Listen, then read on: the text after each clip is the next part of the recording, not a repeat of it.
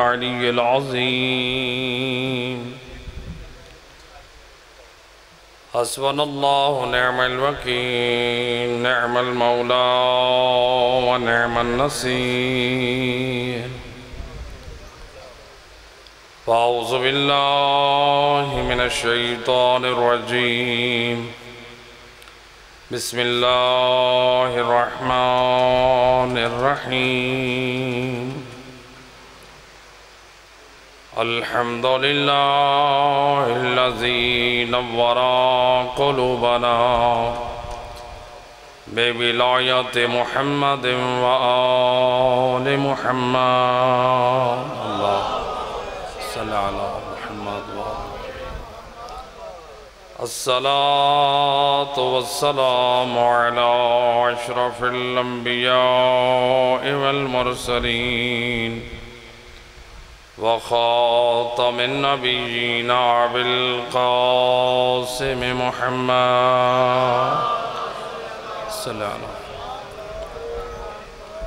وأهل بيت الطيبين الطاهرين المعصومين المظلومين المنتجبين الذين أذهب الله عنهم الرجس وطهرهم تطهيرا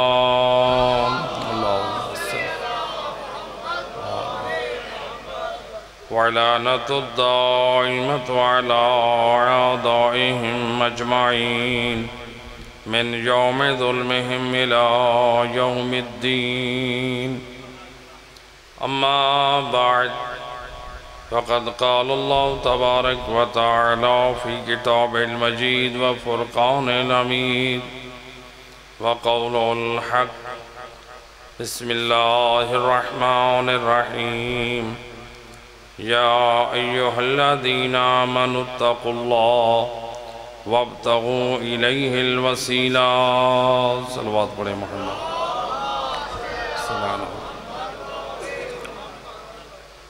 ارباب اعزا قرآن کریم کی جس مختصر آیہ مجیدہ کو موضوع سخن قرار دیا ہے، ارشاد رب العزت ہو رہا ہے: اے ایمان والو، تقوی الہی اختیار کرو اور اللہ تک پہنچنے کا وسیلہ تلاش کرو.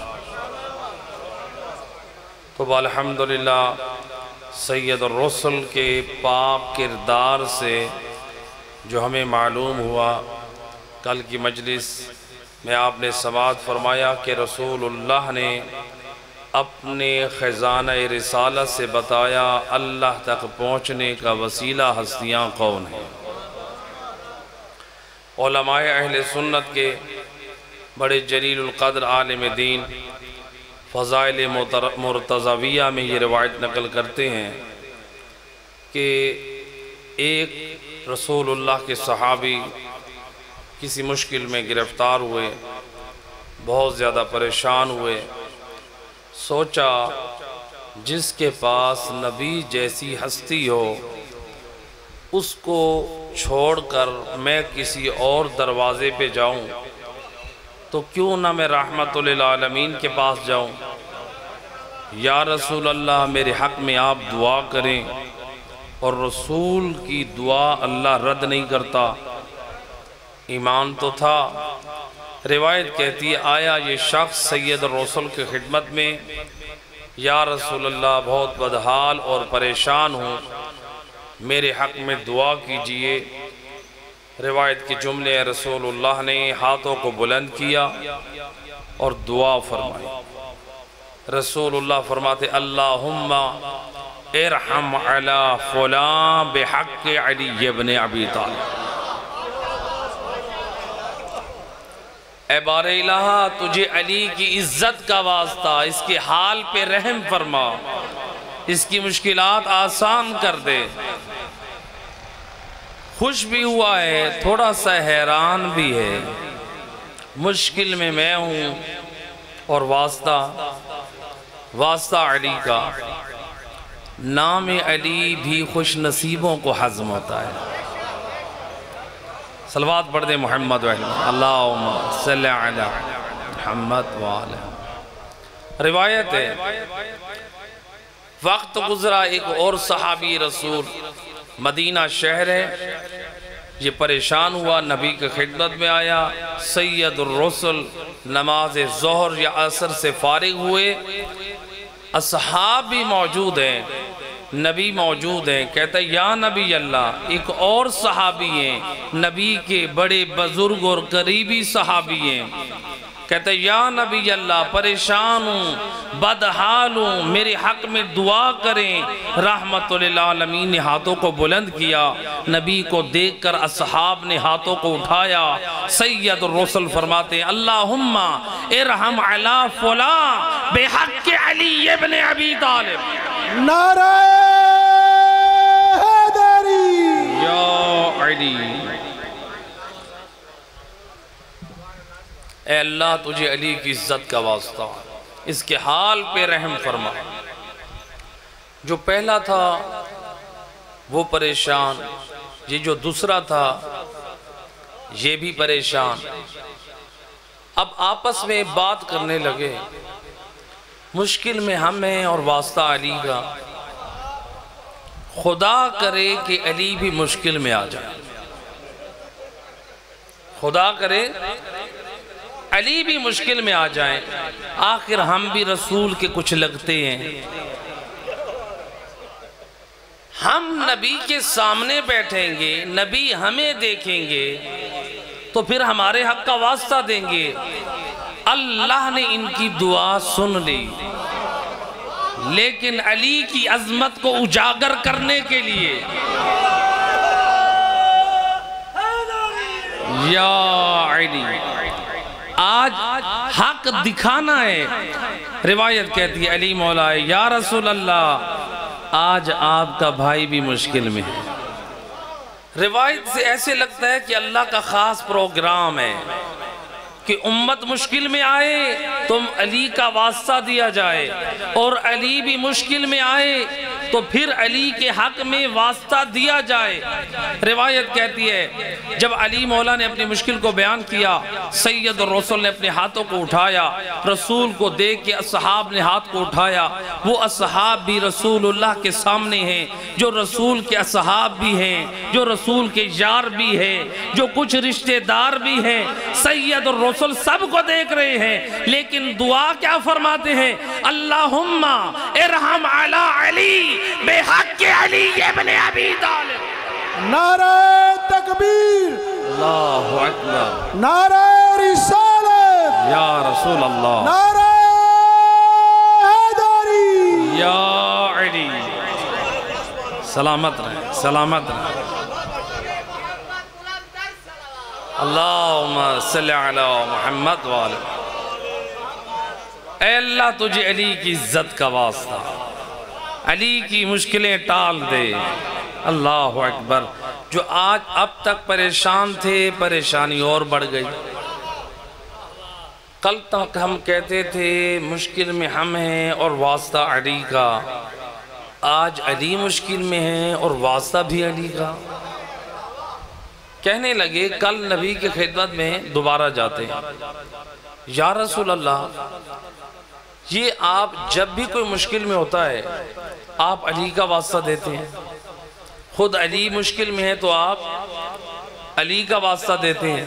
روایت کہتی ہے آیا وہ دن، یہ اصحاب رسول مسجد النبوی ہے، سید الرسل مصلی سے فارغ ہوئے، رسول اللہ کی خدمت میں آ کے کہتے ہیں یا نبی اللہ ہم نے عجیب مسئلہ دیکھا ہے، جب ہم مشکل میں تو علی کے حق کا واسطہ، جب علی مشکل میں تب بھی علی کے حق کا واسطہ۔ اتنی بڑی کائنات میں انبیاء ہیں، اوصیاء ہیں، اولیاء ہیں، ہم آپ کے ناصرین اصحاب یار رشتہ دار ہیں، آپ کو کوئی نظر نہ آیا۔ سید الرسل لسان وحی سے بول کے فرماتے ہیں او میرے اصحاب خاموش ہو جاؤ، جب میں نبی مشکل میں ہوتا ہوں خدا کی بارگاہ میں ہاتھ بلند کر کے کہتا ہوں اللہم ارحم علی بحق علی ابن ابی طالب، یا علی، اور میرا اللہ تیرا حبیب مشکل میں ہے، تجھے علی کے حق کا واسطہ میری مشکلیں آسان کر دے۔ گویا نبی نے سمجھا دیا، خبردار علی کو اپنے جیسا نہ سمجھنا، علی وہ ذات ہے جب مصطفیٰ دعا میں واسطہ بناتا ہے رب کی بارگاہ میں تو علی کو واسطہ بنا۔ ایک تو نبی نے یہ سمجھا دیا کہ اگر اللہ تک پہنچنے کا وسیلہ ہے تو ذات علی ابن ابی طالب، اور دوسرا رسول اللہ نے یہ بھی سمجھا دیا کہ دیکھو مرکز ذات الہی ہے، مرکز رہے، اہل بیت وسیلہ ہے، آل محمد اللہ تک پہنچنے کا وسیلہ ہے، مرکز ذات الہی ہے۔ تو لہٰذا دونوں نظریات میں کو مکس بھی نہیں کرنے چاہیے۔ صلوات پڑھ دے محمد محمد وہ ولایت آل محمد، محبت اہل بیت، یہ اسلام کی بنیادی عقائد میں سے۔ اگر محبت اہل بیت کو، محبت علی کو ہم دین سے ہم نکال دیں تو اس انسان برادری سے نہیں، مذہب سے نہیں، اسلام سے خارج ہوتا ہے۔ اور یہ میرا خطابی جملہ نہیں، روایت ہے، اور اس روایت کو بھی اہل سنت کے ذمہ دار عالم دین فضائل مرتضوی میں اس روایت کو نقل کیا۔ اگرچہ علماء اہل سنت نے اپنی مختلف کتابوں میں روایت نقل کی ہے، لیکن تھوڑے مضمون کے فرق کے ساتھ۔ روایت کیا ہے؟ رسول کے صحابی ابو بریدہ ہیں، ایک دن رسول اللہ کی خدمت میں آئے، یا رسول اللہ بہت پریشان ہوں، ایک پریشانی میں مبتلا ہوں، چاہتا ہوں کہ آج اس مشکل کا حل آپ سے لوں۔ رسول اللہ فرماتے ہیں کون سی پریشانی بیان کر؟ کہتے ہیں یا نبی اللہ، میں نے محسوس کیا ہے کہ میرے دل میں تھوڑا بغض علی ہے۔ کیا ہے؟ مان لینا یہ بھی بڑا کمال ہے۔ میں سوچتا تھا جب یہ میں نے روایت پڑھی اس نے اقرار کیوں کیا؟ چونکہ نبی کی زبانی سن چکا ہے کہ علی سے بغض رکھنے سے انسان دار اسلام سے خارج ہو جاتا ہے۔ حب علی ایمان ہے تو بغض علی کفر ہے اور نفاق ہے، دونوں روایتوں میں موجود ہے، نفاق بھی اور کفر بھی۔ اب نبی کی زبانی جب سن چکا ہے چاہتا ہے کہ اس مرض کا علاج بھی نبی سے لے۔ بھی آپ جب کسی انسان مرض میں مبتلا ہوتا ہے تو سوچتا ہے کہ میں کسی بڑے اسپیشلسٹ کے پاس جاؤں، ایسے کہ نہیں؟ جا کے اپنے مرض بتاتے ہیں، یا رسول اللہ میں بدحال پریشان، یہ ہے مرض کہ دل میں بغض علی کو محسوس کر رہا ہوں۔ اب سید و رسول چاہتے ہیں کہ اس کا ریزن معلوم کروں کہ بیماری آئی کہاں سے ہے۔ بھی آپ ڈاکٹر کے پاس جاتے ہیں، وہ یہی پوچھتے ہیں نا کہ آپ کا شوگر جو ہے یہ شوٹ کر گیا، یہ کیوں ہوا ہے؟ آپ نے کیا کھایا تھا؟ آپ کا بلڈ پریشر لو ہوا ہے یا ہائی ہوا ہے؟ یا عام طور پہ لوگ جاتے ہیں پیٹ پکڑ کے، جی ہمارے پیٹ میں درد ہے، کہتے ہیں آپ نے کھایا کیا ہے؟ یہ بھی گیا ہے کہ اس کے دل میں بغض علی کا درد ہے۔ یا رسول اللہ اس مشکل سے باہر کیجئے۔ رسول اللہ فرماتے ہیں کہ وہ ریزن کیا ہے، وجہ کیا ہے، تیرے دل میں یہ بغض علی آیا کیوں؟ کہتا ہے یا رسول اللہ ایک جنگ میں علی ابن ابی طالب جو تھے مال غنیمت تقسیم کر رہے تھے، میں اس تقسیم پہ راضی نہیں تھا۔ سید رسول کو جلال آیا، فرماتے ہیں اقضاکم علی ابن ابی طالب، خبردار تم میں میرے بعد سب سے بڑا فیصلہ کرنے والا، قضاوت کرنے والا علی حیدر کرار ہے۔ نعرہ حیدری یا علی، نبی کے دین کا وارث علی ہے۔ فرمایا علی کا فیصلہ حق ہے، تم اپنی اصلاح کرو۔ اب یہ کہتا ہے جب نبی بتا چکے کہ فیصلہ کرنے والے سب سے بڑے کون ہیں؟ امیر المومنین۔ اب اس کو معلوم ہو گیا کہ ان کا جو بھی فیصلہ ہے نبی گویا کہنا چاہ رہے ہیں وہ میرا فیصلہ ہے، تو لہٰذا مجھے ماننا پڑے گا۔ اب علاج تو ہو گیا، اصلاح تو ہونی چاہیے۔ کبھی کبھی مرض اتنا بڑھ جاتا ہے جو انجیکشن کی ضرورت پڑتی ہے، کبھی کبھی ڈرپ کی بھی ضرورت پڑتی ہے۔ اب اس کا یہ مرض، بغض علی کا جو مرض تھا کوئی معمولی نہ تھا۔ روایت کہتی ہے ایک مرتبہ یہ کہتا ہے یا نبی اللہ، میں نے اب سوچا ہے میں بغض علی سے توبہ کرتا ہوں۔ کہتا ہے جب میں نے یہ کہا میں نے دیکھا رسول اللہ کا چہرہ سرخ ہے، رسول اللہ نے کوئی جواب نہ دیا۔ میں نے کہا یا نبی اللہ، اب میں اپنے دل میں بغض علی کو جگہ نہ دوں گا۔ سید الرسول خاموش رہے۔ میں سمجھ گیا رسول نہ توبہ پہ راضی ہونے والے ہیں نہ اس بات پہ راضی ہونے والے ہیں۔ میں نے کہا یا نبی اللہ، ہاتھ آگے بڑھائیں، میں دوبارہ بیعت کر کے اسلام قبول کرتا ہوں۔ نبی نے آگے ہاتھ بڑھایا، اس نے بیعت کی۔ معلوم ہوا بغض علی برادریوں سے نہیں، مذہب سے نہیں، اسلام سے باہر کر دیتا۔ اللہ اکبر، یا رسول اللہ۔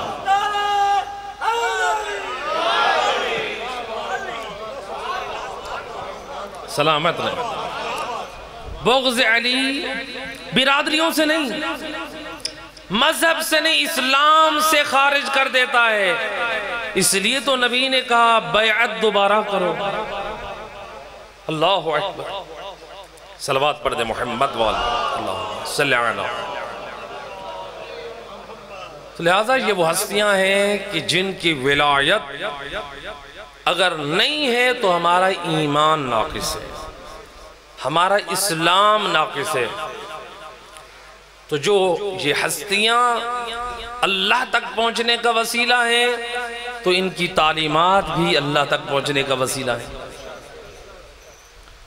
اور اپنے جوانوں کو اور اپنی قوم کے نام ایک پیغام، راہبر معظم آیت اللہ خامنائی کیا فرماتے ہیں؟ فرماتے ہیں نماز اللہ تک پہنچنے کا وسیلہ ہے، اور کربلا یہ بھی اللہ تک پہنچنے کا وسیلہ ہے۔ اگر کوئی یہ سوچے میں ان میں سے کسی ایک کو چھوڑ دوں وہ اللہ تک نہیں پہنچ سکتا، اس لیے کہ اسلام کو اگر زندگی ملی ہے تو کربلا کے صدقے میں ملی ہے۔ یہ کربلا کے صدقے میں آج جو اسلام باقی ہے، آج جو تعلیمات باقی ہیں، آج یہ جو قرآن باقی ہے، یہ کربلا والوں کی قربانیوں کا صدقہ ہے۔ صلوات پڑھ دے محمد واحد میں صلی اللہ علیہ محمد۔ لہٰذا مومن وہی کامیاب ہے جس کے دامن میں دو چیزیں ہیں، ایک ایمان، دوسرا عمل صالح۔ اللہ اسی آیت مجیدہ میں کیا فرما رہا ہے؟ تقوی الہی اور اللہ تک پہنچنے کا۔ تقوی الہی کس چیز کا نام ہے؟ جب پوچھا گیا امام جعفر صادق علیہ السلام، اللہم صلی اللہ علیہ وسلم، اے فرزند رسول تقوی کی تعریف کر دیجئے، امام فرماتے ہیں ادا الفرائض، اللہ کے واجب جو کردہ اعمال ہیں ان کو بجا لا، وَاجْتِنَابُ الْمَحَارِمِ، اور جو اللہ نے حرام قرار دیے ہیں ان کو ترک کر دے۔ اس راستے پہ تو چل، تیرے تقوی کی ضمانت ہم دے دیں۔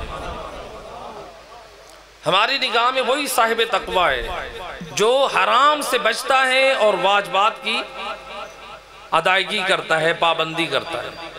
تو لہٰذا جب یہ چیزیں آ جائیں گی انسان کے اندر تو اسی کا نام ہے عمل صالح۔ روایت ہے ایک مرتبہ سید الرسول نے، اللہم صلی علی محمد وآلہ، مل کے صلوات پڑھیں۔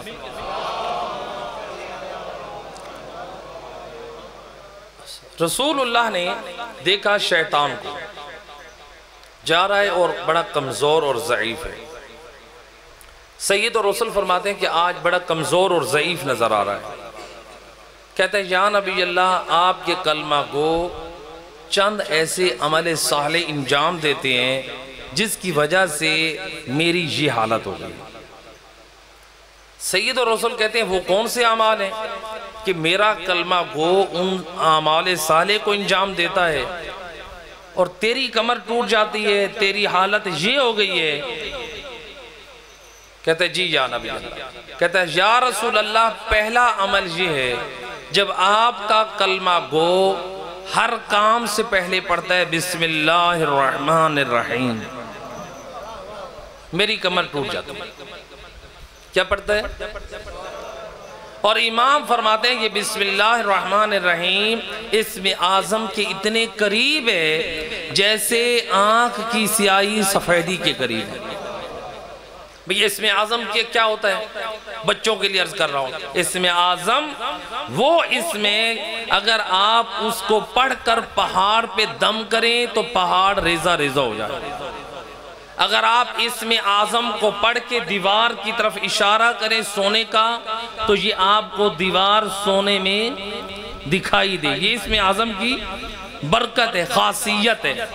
تو یعنی بسم اللہ الرحمن الرحیم کی اس قدر عظمت ہے۔ روایت میں ہے کہ حضرت ابراہیم علیہ السلام کو جب آگ میں ڈالا گیا اس وقت یہ منظر پورے کفار دیکھ رہے تھے۔ نمرود وہ بھی دیکھ رہا تھا، اس کی بیٹی بھی دیکھ رہی تھی۔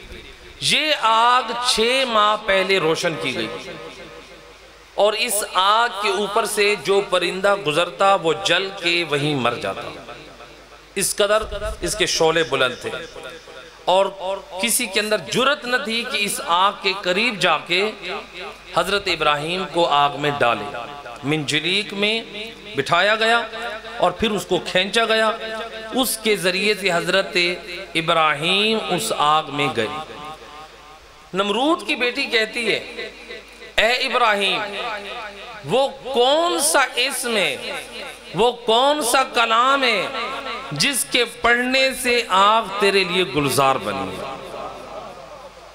کہا اے بنت نمرود، جب میں آگ میں آ رہا تھا تو میں نے زبان پر یہ پڑھا بسم اللہ الرحمن الرحیم، تو اللہ نے اس کی برکت سے میرے لیے آگ کو گلزار بنا دیا۔ بنت نمرود کہتی ہے کہ اگر میں پڑھ لوں، میں بھی آنا چاہتی ہوں۔ حضرت ابراہیم کہتے ہیں کہ اس وقت تک تیرا پڑھنا تیری نجات کی ضمانت نہ دے گا جب تک تو میرے اللہ کی توحید پہ ایمان نہ لے آئے۔ گویا معلوم ہوا ابراہیم نبی نے سمجھا دیا صرف زبان پر ذکر اور قرآن پڑھ لینے میں نجات نہیں ہے جب تک عقیدہ توحید صحیح نہیں ہے۔ عقیدہ توحید بنیاد ہے، اساس اسلام ہے۔ پہلے عقیدہ توحید ہے، پھر نبوت ہے، اس کے بعد ولایت ہے۔ تو لہذا حضرت ابراہیم نے سمجھا دیا۔ بنت نمرود کہتی ہے کہ میں تیرے رب پر ایمان لائی ہوں۔ ایمان لانے کے بعد پڑھا بسم اللہ الرحمن الرحیم اور آگ میں داخل ہوئی۔ جو آگ ابراہیم کے لیے گلزار ہوئی تھی وہی بنت نمرود کے لیے گلزار ہو گئی۔ جب اس آگ سے باہر آئی آ کر کہتی ایوہ الناس، اے لوگو، یہ میرا باپ جھوٹا ہے، یہ کہتے ہیں انا ربکم العالی، یہ جھوٹا ہے، اس کا یہ رب نہیں ہے، رب ابراہیم کا ہے۔ گویا بنت نمرود نے بھی بتا دیا کہ اے کلمہ گو، اگر نظریات کے باطل ہونے میں تیرے گھر کا کوئی بڑا بھی ہو، گھبرا نہیں، حق کا اعلان کر دے۔ نعرہ حیدری،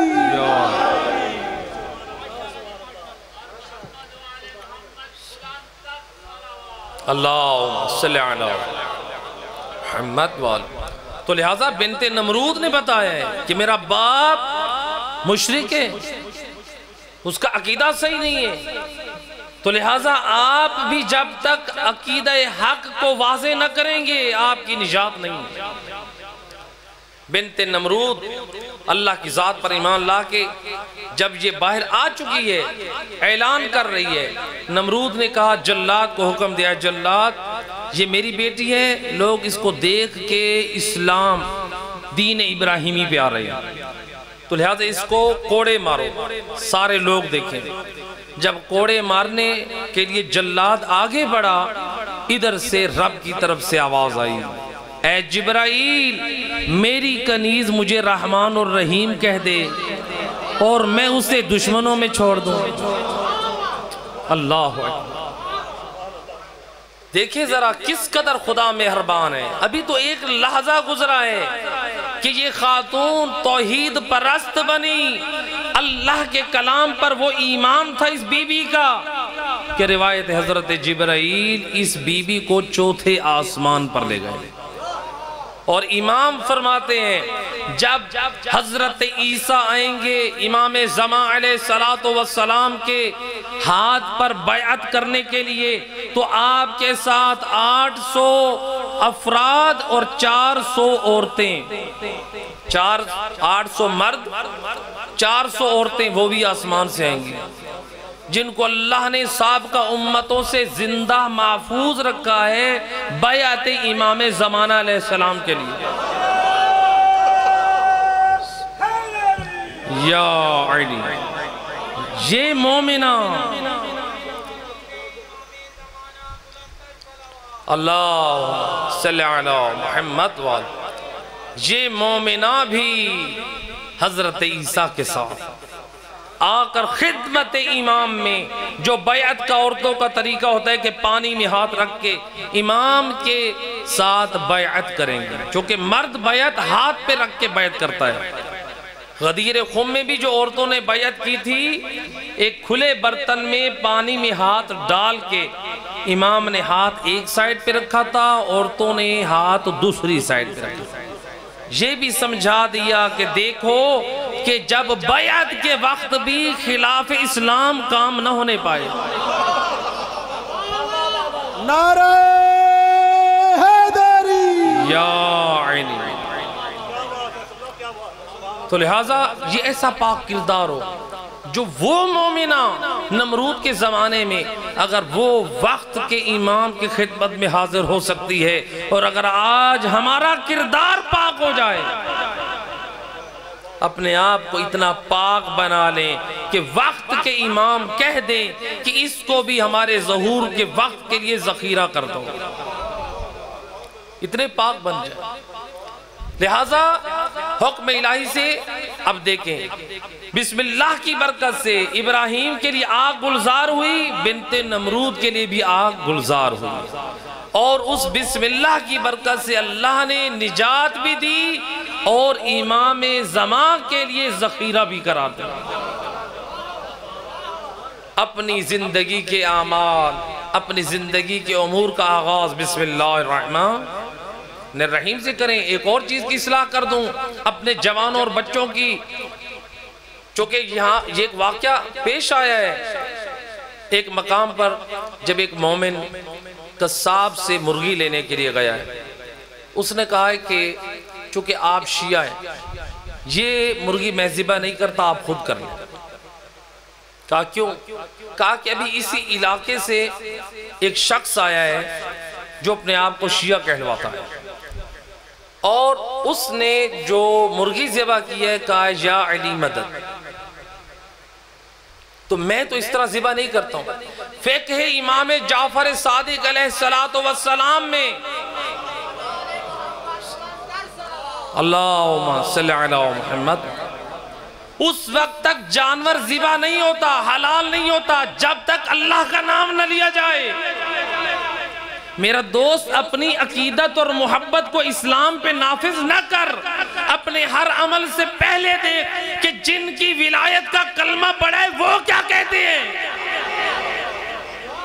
اپنی محبت اور عقیدت کو نہ سامنے لیا، جن کی ولایت کا کلمہ پڑھا ہے ان کا حکم دے۔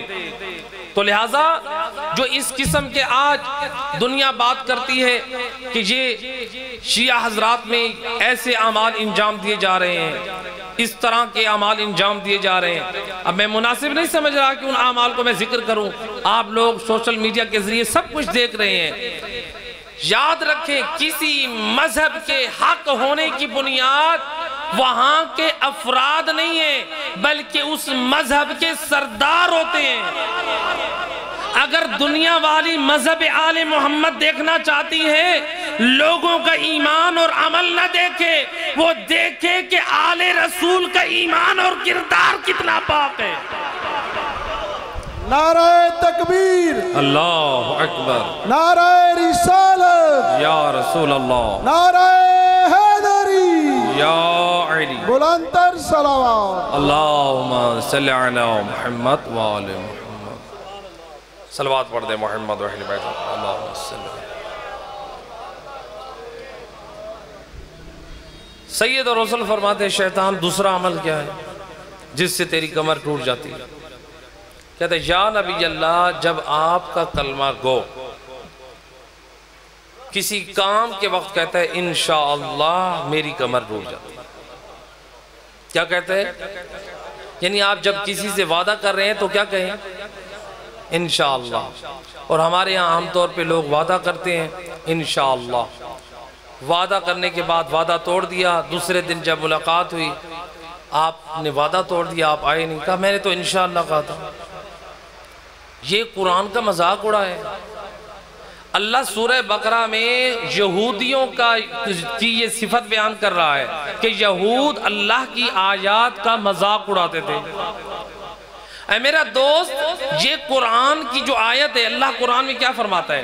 وَلَا تَقُولَنَّ لِشَيْءٍ إِنِّي فَاعِلٌ ذَلِكَ غَدًا۔ اللہ فرماتا ہے خبردار یہ نہ کہو کل یہ کام میں ضرور کروں گا، بلکہ یہ کہو إِلَّا إِن يَشَاءَ اللَّهُ، اللہ نے چاہا تو میں کروں گا۔ اب اللہ کہہ رہے کام کرنے سے پہلے کہو انشاءاللہ۔ اب قرآن کی آیت ہے، اللہ کا حکم ہے، اور ہم کہیں کہ ہم نے تو وعدہ کرتے وقت انشاءاللہ کہا تھا۔ ہم نے اگر اس کا مذاق اڑا دیا، ہم میں اور یہودیوں میں پھر کیا فرق؟ فکر کریں، اگر یہود اللہ کی آیات کا مذاق اڑائیں تو وہ غلط ہے، اور ہم مسلمان ہو کے قرآن کی آیات کا مذاق اڑائیں، ہم ان سے بھی بڑے مجرم ہیں، اس لیے کہ کلمہ پڑھ کے قرآن کی توہین کر رہے ہیں۔ وہ تو کافر ہو کے مذاق اڑا رہے ہیں، ہم جانتے ہوئے گناہ کر رہے ہیں۔ آپ سنتے نہیں روایتیں کہ اگر کوئی عالم ہو اور بے عمل ہو وہ جہنم میں نچلے طبقے میں جائے گا بنسبت جاہل کے؟ ایسے ہے کہ نہیں؟ چونکہ جاہل جو ہے وہ لابلد ہے، اس کو علم نہیں ہے، اگر وہ عمل نہیں، وہ بھی جہنم میں جائے گا اپنی بدعملی سے۔ لیکن اگر کوئی عالم بدعملی کرے دین کو جانتے ہوئے تو ظاہری بات ہے اس کی سزا اس سے زیادہ ہے۔ تو اسی طرح جب ہم مسلمان ہیں، جانتے قرآن حق ہے، اگر یہود و نصارہ قرآن کی آیات کا مذاق اڑائیں وہ تو مجرم ہیں، اگر ہم مسلمان ہوتے ہوئے مذاق اڑائیں ہم ان سے بڑے مجرم ہیں۔ ایک صلوات پڑھ دے محمد، بارے دیگر بآواز بلند چلو۔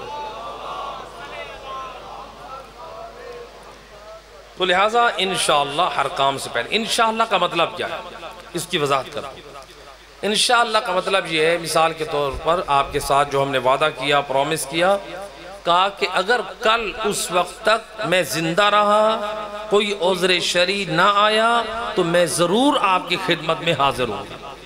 یہ معنی ہے انشاءاللہ کا، اور ہم انشاءاللہ کے معنی کو سمجھتے ہیں۔ یہ دو ہو گئے۔ تیسرا عمل، سید الرسول کہتے ہیں یا رسول اللہ، سید الرسول فرماتے ہیں اے شیطان، وہ تیسرا عمل کون سا ہے جس سے تیری کمر ٹوٹتی ہے؟ جو عمل صالح ہے۔ کہتا ہے یا نبی اللہ، جب آپ کے کلمہ گو آپ کی ذات پہ صلوات بھیجتی ہیں میری کمر ٹوٹ جاتی ہے۔ اللہم صلی علی۔ آپ کی ذات پہ صلوات بھیجتے ہیں۔ یہ صلوات بھیجنا اتنا عظیم عمل ہے کہ ہمارے ایک بزرگ عالم بعمل استاد اور علماء سید یار شاہ صاحب اعلی اللہ مقامہ گزرے ہیں۔ وہ کہا کرتے تھے جب ان سے کسی نے پوچھا کہ کوئی رزق کی فراوانی اور برکت کے لیے کوئی عمل تعلیم دے، وہ کہتے ہیں میں روزانہ 10 تسبیحاں درود شریف کی پڑھتا ہوں۔ اور وہ کہتے تھے کہ اس عمل کی برکت سے اللہ نے مجھے اتنا رزق سے نوازا ہے، ایسے لگتا ہے کہ جیسے اللہ نے رزق کے دروازے میرے گھر کی طرف کھول دیا۔ اور کہتے ہیں کہ اس درود کی برکت سے اتنا مال، اتنا رزق اللہ نے دیا کہ مجھے جب یہ ڈر لگتا ہے کہ میرے دل میں مال کی محبت نہ آ جائے، میں درود کا پڑھنا چھوڑ دیتا ہوں۔ اللہ اکبر۔ یعنی چونکہ میں جب درود پڑھتا رہتا ہوں تو مال آتا رہتا ہے، رزق آتا رہتا ہے، میں کثرت رزق کی وجہ سے درود چھوڑ دیتا ہوں، کہیں ایسا نہ ہو کہ میرے دل میں مال کی محبت آ جائے اور میں بے ایمان ہو جاؤں۔ اللہ اکبر۔ ذرا خود اندازہ کریں یعنی درود کی کس قدر برکت ہے۔ تو اپنی زندگی میں یہ درود شامل کریں، اپنی خلوتوں کو اس درود سے پاک رکھیں۔ لہٰذا روایت ہے ایک دن سید الرسل ایک باغ میں تشریف فرما تھے اور آپ کے ساتھ علی مولا بھی بیٹھے تھے۔ آپ لوگ بس سارے جانتے ہیں کہ جو باغ ہوتے ہیں نا، پھول ہوتے ہیں، وہاں پر شہد کی مکھیاں عام طور پہ ہوتی ہیں۔ اس باغ میں علی مولا نے دیکھا سید الرسل کے سر پہ ایک شہد کی مکھی طواف کر رہی ہے۔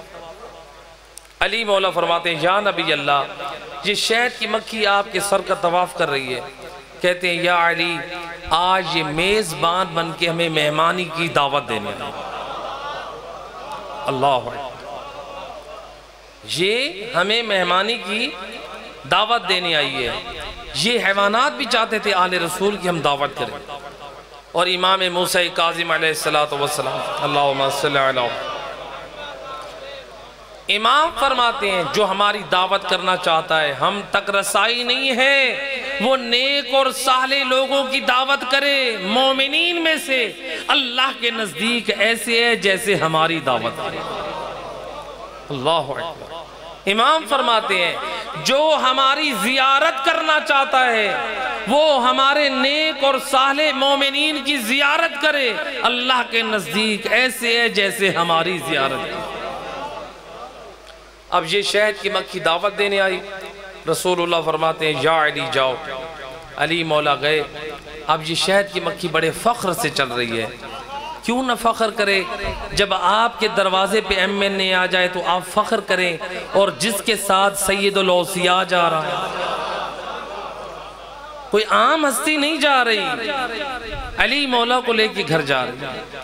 شہد کا چھتا تیار ہے، علی حیدر کرار نے وہ شہد کا چھتا اتارا اور بڑی امانت سے نبی کی خدمت میں پہنچایا۔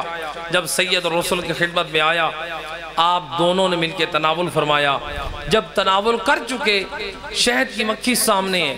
نبی فرماتے ہیں شہد کی مکھی تو مختلف پھولوں سے رس چنتی ہے، کوئی پھول پھیکے ہوتے ہیں، کوئی پھول میٹھے ہوتے ہیں، کوئی پھول ترش ہوتے ہیں، اور ان کا رنگ بھی مختلف ہے، باغ بھی مختلف ہے، لیکن تیرے شہد میں بڑا مٹھاس ہے، تیرے شہد میں بڑی پاکیزگی ہے، تیرے شہد میں بڑی طہارت ہے۔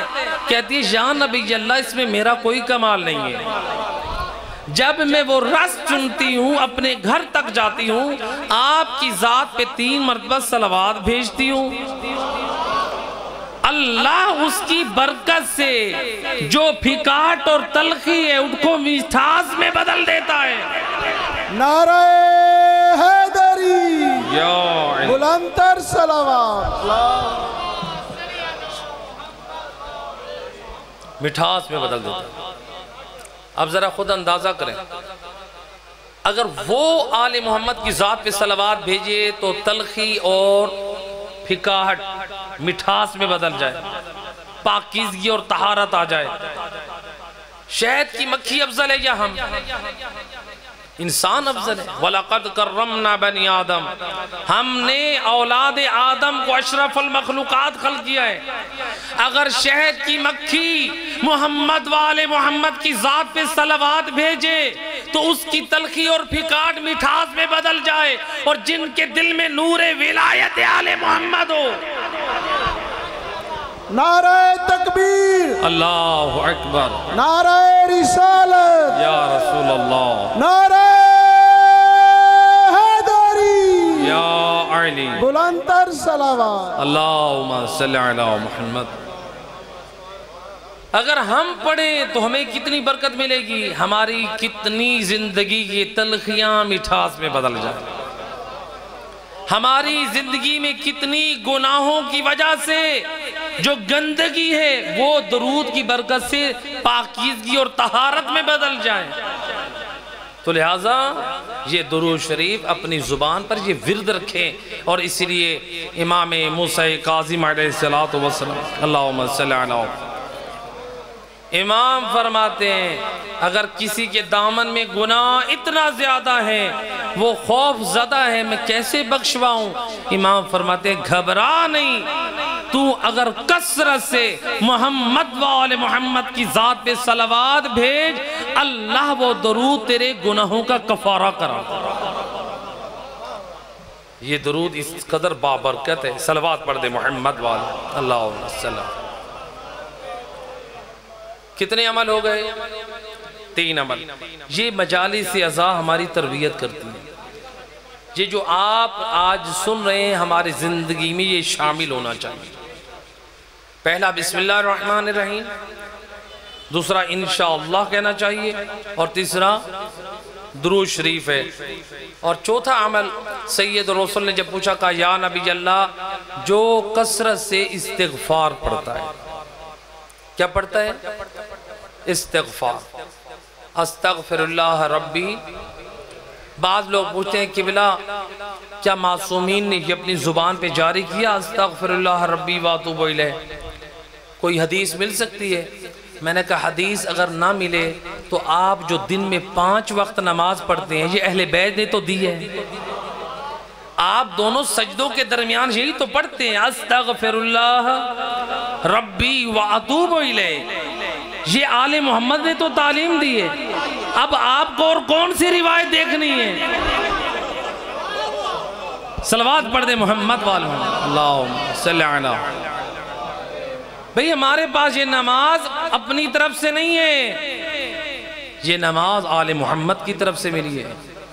جو نماز مل گئی ہے اسی میں نجات ہے، اپنی طرف سے ہمیں ضرورت نہیں ہے ہم اس میں کمی کریں یا زیادتی کریں۔ تو لہٰذا چوتھا عمل کون سا ہے؟ استغفار پڑھنا، استغفر اللہ ربی واتوب الیہ۔ آیا ایک شخص امام علی نقی علیہ السلام، اللہم صلی علی محمد، فرزند رسول کوئی ایسا عمل بتائیں دنیا میں آپ کا حبدار بن جاؤں اور میدان قیامت میں آپ کے ساتھ محشور ہو کے آپ کی شفاعت کا حقدار بن جاؤں۔ آج ہم میں سے ہر ایک کی تمنا ہے کہ نہیں کہ دنیا میں ان کا حبدار شمار ہو اور میدان قیامت میں ان کے ساتھ معشور ہو کر شفاعت کا حقدار بن جاؤں۔ امام فرماتے ہیں 2 عمل تو کر، دنیا میں حبدار ہونے اور قیامت میں اپنے ساتھ معشور ہونے کی ضمانت میں دیتا ہوں۔ مولا کون سے 2 عمل ہیں؟ قربان جاؤں، آپ حکم کریں۔ امام فرماتے ہیں پہلا عمل یہ ہے کثرت سے سورہ انا انزلناہ پڑھا کر، انا سورہ قدر۔ اسی لئے امام فرماتے ہیں جو شخص وضو کر رہا ہو اور وضو کے دوران پڑھے بسم اللہ سورہ انا انزلناہ کی تلاوت کرتا ہے، اللہ اس ایک سورت کی تلاوت کے صدقے میں اس کے نامہ اعمال میں 10,000 نیکیوں کا ثواب لکھ دیتا ہے، 10,000 نیکیوں کا ثواب لکھ دیتا ہے، اور 10,000 گناہ اس کے نامہ اعمال سے مٹا دیتا ہے، اور 10,000 درجات اللہ اس کے بلند کرا دیتا ہے۔ سورت ایک پڑھی ہے، کتنا مہربان اللہ ہے۔ آل محمد چاہتے ہیں راہ ہدایت پہ آ جاؤ، اسی میں نجات ہے۔ ہماری تعلیمات میں آ جاؤ، اسی میں نجات ہے۔ حیوانوں والی زندگی نہ گزارو۔ یہ حیوانات ہیں جن کو پتہ نہیں ہے ہم نے کہاں بولنا ہے، ہم نے کہاں بولو براز کرنا ہے، ہم نے کس کی چیز کھانی ہے، کس کی چیز نہیں کھانی۔ مجھے اور آپ کو اللہ نے عقل دی ہے اور ہمیں دین اسلام کی طرف دعوت دی ہے، جس میں بتایا ہے کہ کیا حلال ہے، کیا حرام ہے، کہاں بولنا ہے، کہاں بولو براز کرنا ہے، کہاں نہیں کرنا، کہاں تھوکنا ہے، کہاں پر آواز نکالنی ہے، کہاں نہیں نکالنی۔ اگر ہم بھی حیوانوں کی طرح منہ اٹھا کر چار لوگوں میں آ جائیں، ہم سلام نہ کریں، بتائیں پھر ہم میں اور حیوانوں میں کیا فرق؟ ہم بھی اونچی آوازوں سے بولیں اور حیوان بھی اونچی آواز میں بولیں، پھر ہمارے اخلاق میں اور ان میں کیا فرق؟ اپنی اصلاح کریں۔ ہم آل محمد کی اتنی پاک تعلیمات ہیں، وہ ہمارے لیے ہیں، دشمنوں کے لیے نہیں ہیں، یہودیوں کے لیے نہیں ہیں، نصارہ کے لیے نہیں ہیں، ہندوؤں کے لیے نہیں ہیں۔ وہ تعلیمات آل محمد ان کو فائدہ دیں گی جن کے دلوں میں نور ولایت آل محمد۔ صلوات پڑھ دے محمد و آل محمد۔ لہذا استغفار، اس لیے جن مومنین کیا اولاد نہیں ہے، جب ایک شخص آئے امام کی خدمت میں، مولا میری اولاد نہیں ہو رہی، امام فرماتے ہیں کیوں پریشان ہے؟ کثرت سے سجدہ کر اور سجدے میں کثرت سے پڑھ استغفر اللہ ربی واتوب الیہ، اللہ تیرے اس عمل کی برکت سے تجھے صاحب اولاد بنائے۔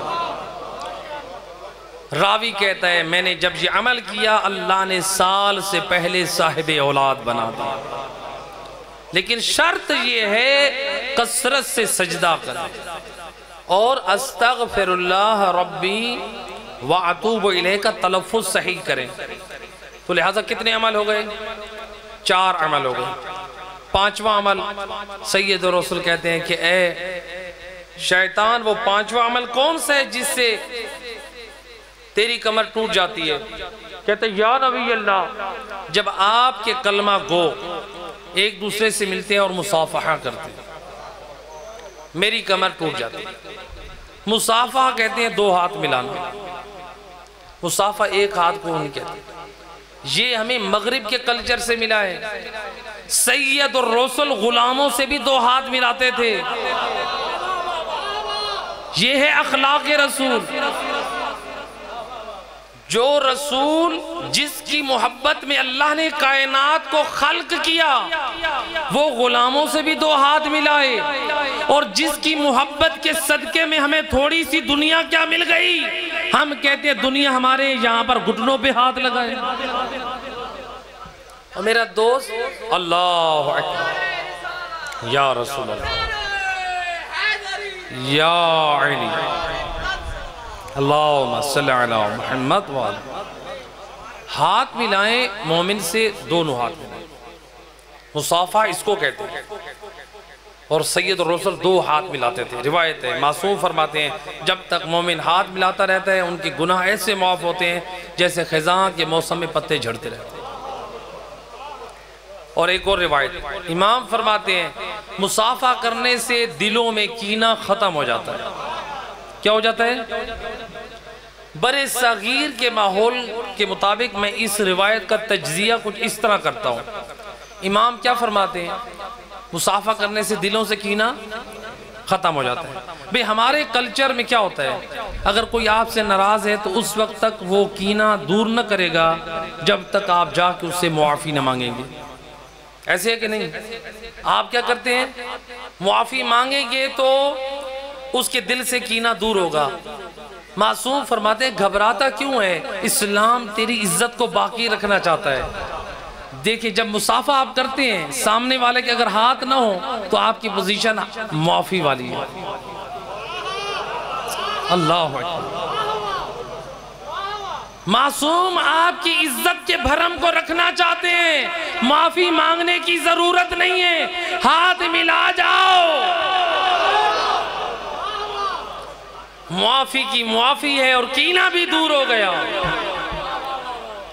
مصافحہ آیت اللہ سیستانی جو اس وقت 93 سال کے نائب امام نجف اشرف میں بیٹھے ہیں، جو زائرین امام کی زیارت کے لیے روزانہ 2 گھنٹے بیٹھتے ہیں، لیکن ان کی کمر کے مہروں میں اتنا درد رہتا ہے، جو ان کے قریبی گھر کے افراد ہیں، کہ اب بھی آیت اللہ سیستانی جو نماز تہجد میں، نماز وتر میں دعا مانگتے ہیں، ان کی وہ دعا آدھے گھنٹے سے کم نہیں ہوتی۔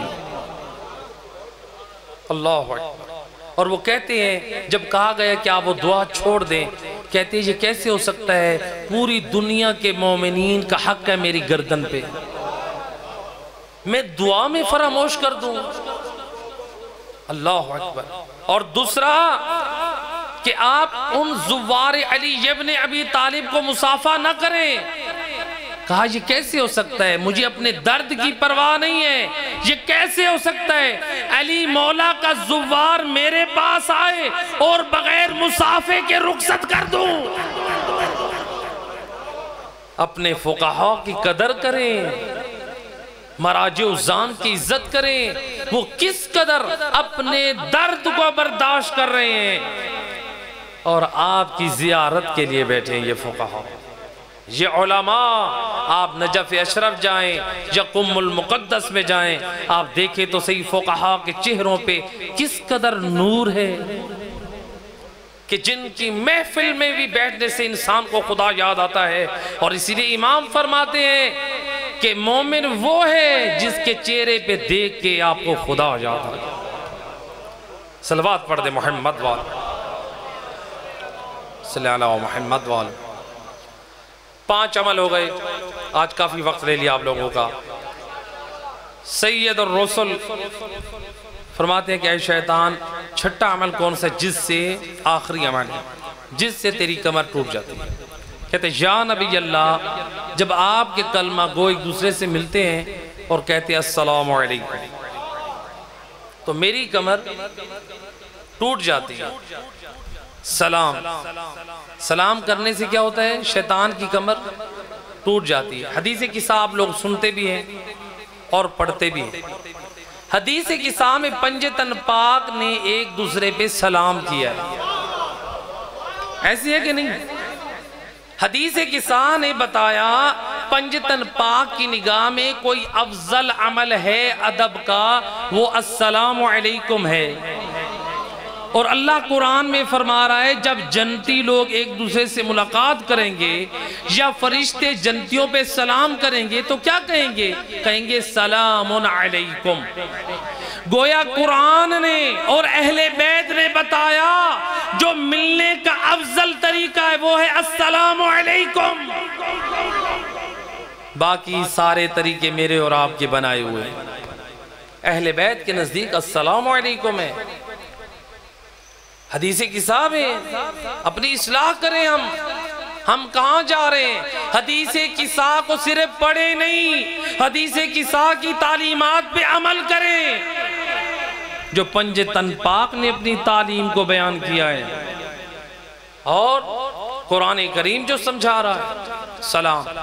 اور امیر المومنین علی ابن ابی طالب علیہ السلام، اللہم صلی علی محمد وآلہ۔ امام فرماتے ہیں سلام کی 70 نیکیاں، امام فرماتے ہیں 69 نیکی یعنی 69 نیکیوں کا ثواب ملتا ہے اس کو جو سلام کرتا ہے، اور 1 کا ثواب اس کو ملتا ہے جو جواب۔ بے سلام کرنا کیا ہے؟ مستحب ہے، اور جواب دینا کیا ہے؟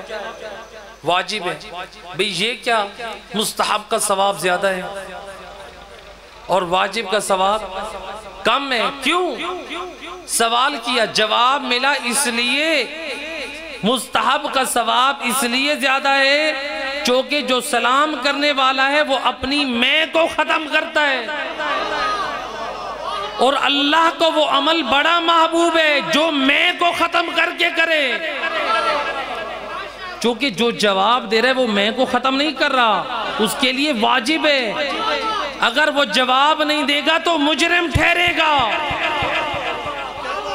اس لیے اس کو 1 نیکی کا ثواب دیا ہے، زیادہ ثواب اس کو دیا ہے جس نے میں کو ختم کیا ہے۔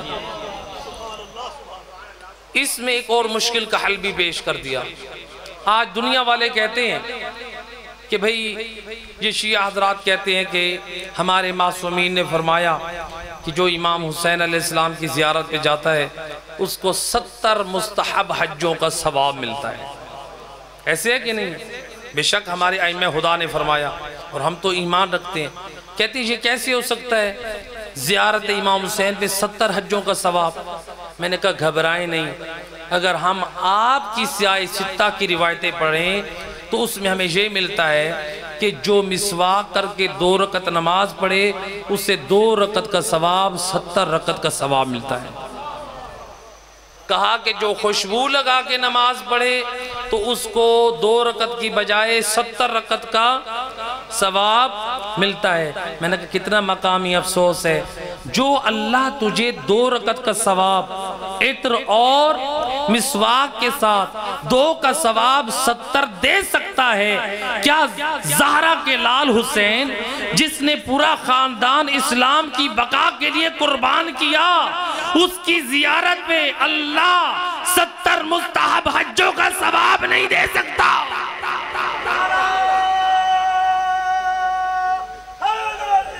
یا عینی، اللہ تجھے اور مجھے مسواک پہ ثواب دے سکتا ہے، خوشبو لگانے پہ دے سکتا ہے، زیارت امام پہ نہیں دے سکتا. تو لہٰذا انسان کو تنگ نظر نہیں ہونا چاہیے. ایک صلوات پڑھ دے محمد والا.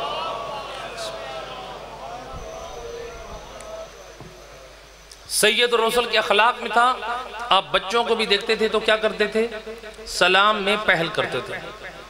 روایت ہے ایک دن سید الرسل اپنے اصحاب کے ساتھ مدینہ شہر کے ایک محلے سے گزر رہے ہیں.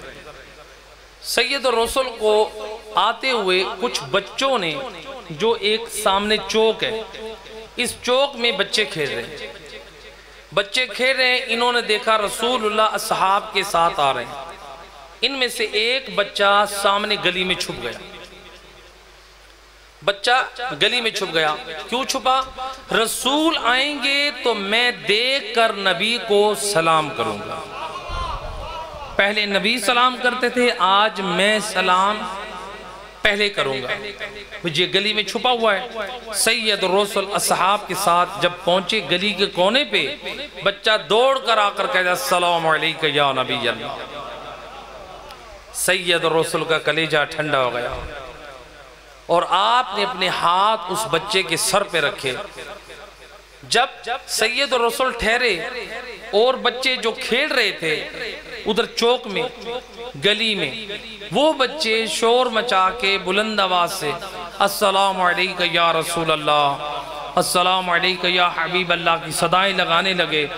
یہ آواز محلے کے جو گھر تھے، پرانا زمانہ ہے، 1400 سال پہلے کا ماحول ذہن میں رکھیں، چھوٹی چھوٹی دیواریں، بچوں کی آوازیں گھروں میں گئی. وہاں عورتیں اور مرد اس محلے کی گلی اور کوچوں میں آنے لگے کہ ہمارے محلے میں رسول اللہ گئے. روایت کہتی ہے جب پورا محلہ مردوں، عورتوں، اصحاب اور نبی سے فل ہو گیا، سید الرسل اس بچے کی طرف دیکھ کے کہتے ہیں اے بچے مجھے یہ بتا تیری نگاہ میں اللہ کا رتبہ بلند ہے یا میں مصطفیٰ کا؟ کہتا ہے بے ابی انت و امی، میرے ماں باپ آپ پہ قربان، پہلے ذات الہی ہے پھر ذات مصطفیٰ ہے. رسول اللہ کا کلیجہ ٹھنڈا ہو گیا. اس بچے کا اخلاق بھی اعلیٰ، اس کا ایمان بھی اعلیٰ، عقیدہ توحید بھی صحیح ہے اور نبوت کا احترام بھی کرتا ہے. اب فرماتے اچھا یہ بتا تیری نگاہ میں تیرے والدین کا رتبہ بلند ہے یا مجھ مصطفیٰ کا؟ کہتا ہے بے ابی انت و امی، میرے ماں باپ آپ کے قدموں پہ قربان. یا رسول اللہ پہلے ذات مصطفیٰ ہے پھر میرے والدین ہیں. جب سید الرسل نے دیکھا اخلاق بھی بلند ہے، ایمان بھی بلند ہے، والدین کی عزت اور توقیر کرنے والا ہے، لسان وحی سے اپنے اصحاب اور لوگوں کی طرف دیکھ کے فرماتے ہیں ایھا الناس کونوا مثل ھذا الصبی، اے لوگوں اس بچے کی مانند بن جاؤ. رسول نے بتا دیا معیار عمر نہیں ہے، معیار ہے ایمان اور عمل صالح۔ ایک صلوات پڑھ دیں محمد وآل محمد کی صلی اللہ علیہ وسلم۔ معیار ایمان اور عمل، آپ نے معیار کسی کی عمر کو نہیں دیکھنا۔ تو گویا نبی فرما رہے اس بچے کی مانند بن جاؤ۔ تاریخ کہتی جی اتنا پاک کردار والا بچہ تھا کون؟ تاریخ کہتی ہے اس بچے کا نام تھا حبیب ابن مظاہر۔ نعرہ تکبیر، اللہ، نعرہ رسالت، نعرہ حیدری، یا علی، بلندر صلوات۔ اللہ صلی اللہ علیہ وسلم۔ حبیب ابن مظاہر، جب کردار اتنا پاک ہو تو پھر اللہ ایسے افراد کو نصرت دین کے لیے منتخب کرے۔ اجرکم علی اللہ زادار۔ روایت کہتی ہے 11 محرم کو علی کی بیٹی جناب فضہ کو وسیلہ بنا رہی ہے۔ آج جو بی بی اللہ کی بارگاہ میں وسیلہ بنتی ہے، کربلا میں بی بی اتنی مجبور ہے، کنیز کو وسیلہ بنا رہی ہے۔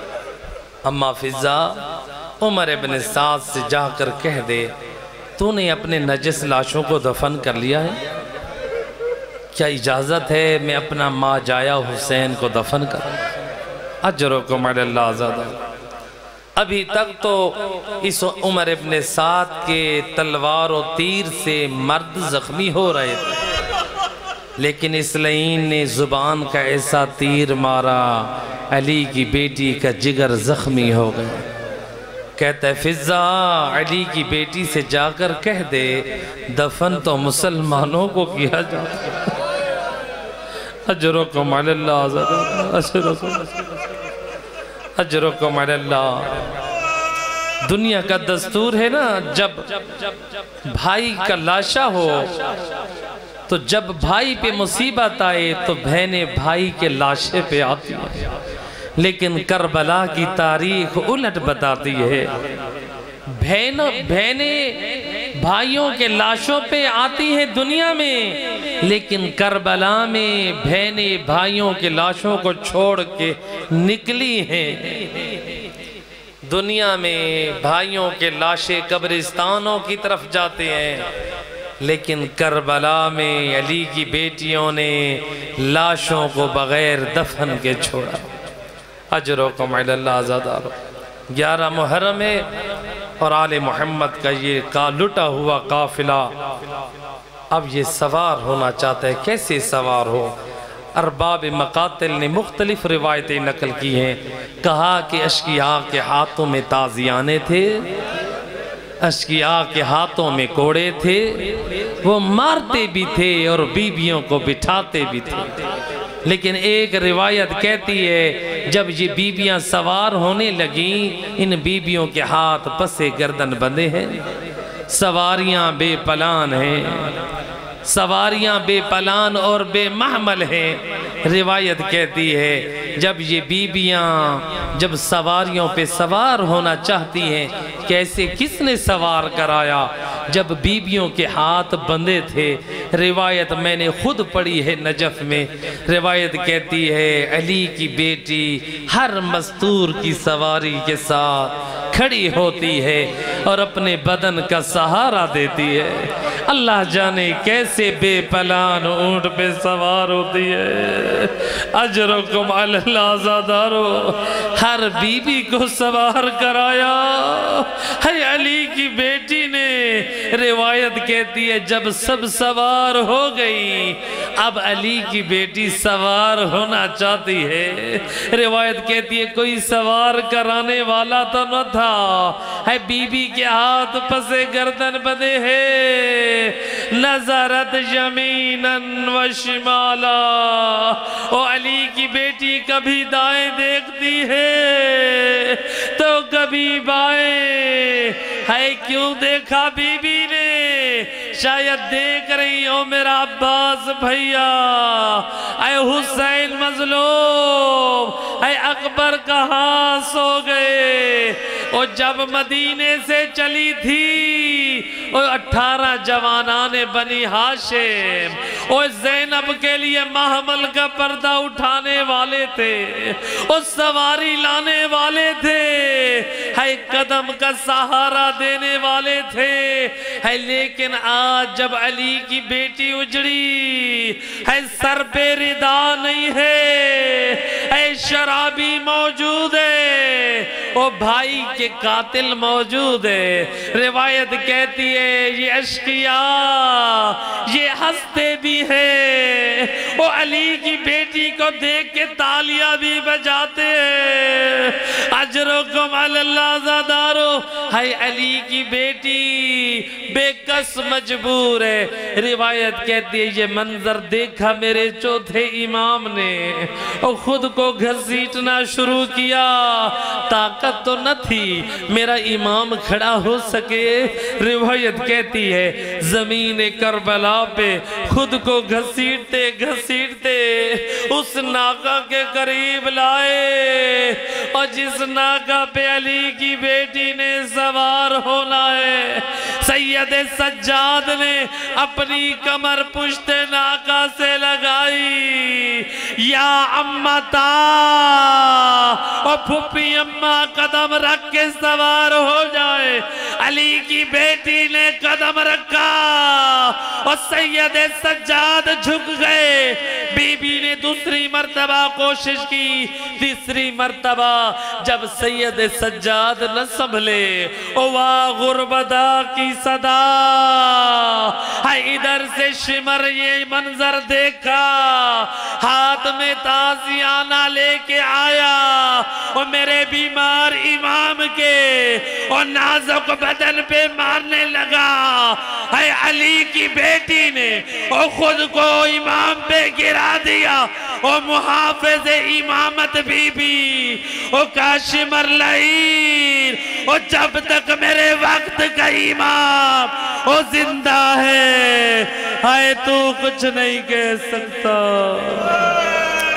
الا لعنت اللہ علی القوم الظالمین وَسَيَعْلَمُ الَّذِينَ ظَلَمُوا أَيَّ مُنْقَلَبٍ يَنْقَلِبُونَ۔ اے کریم محمد و اہل بیت علیہ السلام، یہ کاظمی اور بخاری سادات کرام کی طرف سے جو اس خمسہ مجالس عزا کا اہتمام ہوا، اے کریم اللہ اس فرش عزا کا بچھانا اپنی بارگاہ میں قبول و منظور فرما۔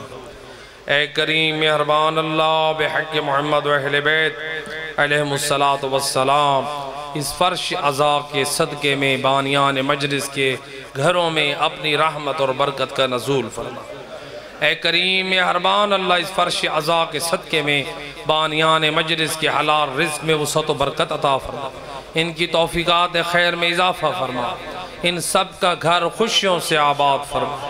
اے کریم مہربان اللہ اس فرش عزا کا ثواب ان کے مرحومین کی روح کو احصال فرما۔ اے مہربان اللہ جتنے مومنین مومنات اس فرش عزا پہ بیٹھے ہیں سب کی نیک تمناؤں کو پورا فرما۔ اے کریم مہربان اللہ ہم سب کو طول عمر صحت و سلامتی عافیت نصیب فرما۔ اے کریم مہربان اللہ ہم سب کے حلال رزق میں وسعت و برکت عطا فرما۔ اے کریم مہربان اللہ دشمنان اسلام، دشمنان قرآن، دشمنان اہل بیت کو نیست و نابود فرما۔ اے کریم مہربان اللہ ہمارے وطن عزیز پاکستان کی حفاظت فرما، ہمارے وطن عزیز پاکستان کو دہشت گردی اور تفرقہ بازی سے محفوظ فرما۔